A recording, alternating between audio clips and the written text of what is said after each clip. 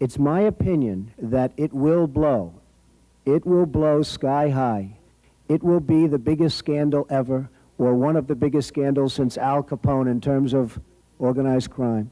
I believe that there's going to be a lot of embarrassed and a lot of red faces.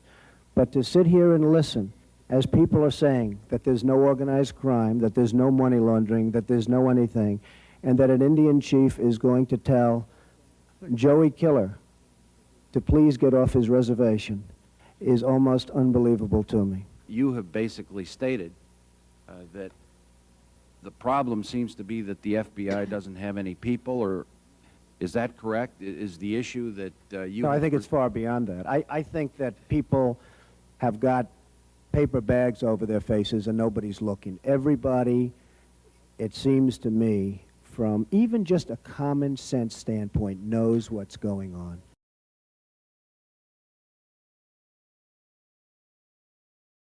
Did you submit this list to the FBI at any time? I'm not a law enforcement officer. I'm not supposed to be going around checking Indian reservations. That's what you have the FBI for, and they're very capable, the most capable. But that's not my job. The Indians don't have to pay tax. Nobody's more for the Indians than Donald Trump. And you ask about competing. I love to compete. Nobody likes, and I think many of you folks up there know for a fact that I love to compete. But I like to compete on an equal footing. I'm competing and paying hundreds of millions of dollars in tax. My so-called, as you would call them, opponent, and they're not an opponent, but my opponent is competing and paying no tax. It's not a fair situation. You indicate that they don't pay taxes. I didn't indicate they don't pay taxes. I said they're not paying taxes on casino. No, that's because the profits from it are to go to the reservations. Oh, really?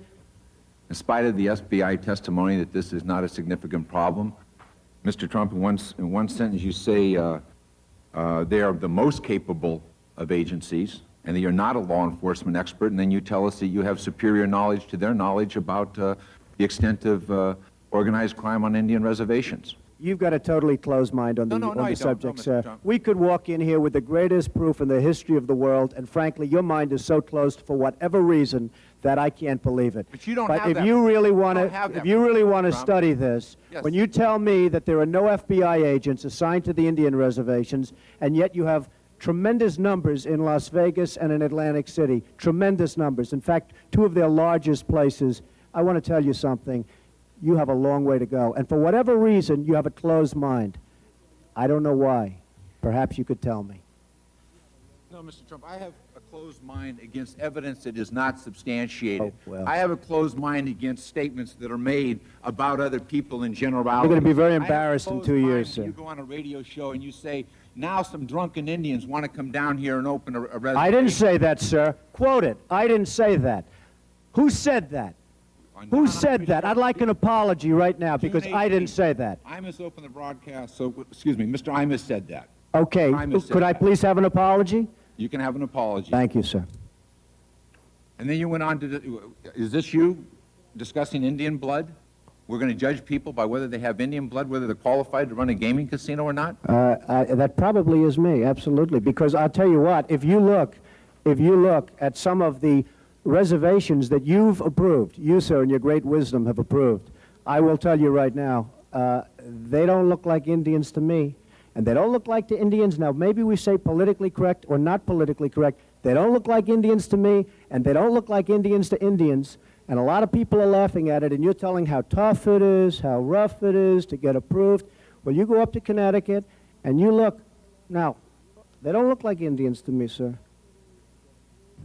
Thank God that's not the test of whether or not people have rights in this country or not, whether or not they pass your look test. Depends whether, yeah, depends whether or not you're approving it, sir. No, it's not a question whether I'm approving it. It's not a question whether I'm approving it. Mr. Trump, you know in the history of this country where we've heard this discussion before, they don't look Jewish to me. Oh, really? They don't look Indian to me. They don't look Italian to me. Mm-hmm. And that was a test for whether people could go into business or not go into business, whether they could get a bank loan. You're too black? You're not black enough? I want to find out. That's not the- Well, then why you're That's not- approving for Indian? Why don't you approve it for everybody then, sir? That's not a- If your case is non-discriminatory, why don't you approve for everybody? You're saying only Indians. Wait a minute, sir. Stanford and You're find saying only Indians can have the reservations, only Indians can have the gaming. So why aren't you approving it for everybody? Why are you being discriminatory? Why is it that the Indians don't pay tax, but everybody else does? I do. Why is it that I pay tax? Why is it that senior citizens get tremendous benefit from the taxes that a certain industry does, but the Indians aren't contributing to that? Why aren't the Indians, excuse me, sir, why aren't the Indians that are making all the money in Connecticut, which is the most successful of the Indian reservations, why aren't they spreading the wealth with the other Indians, sir?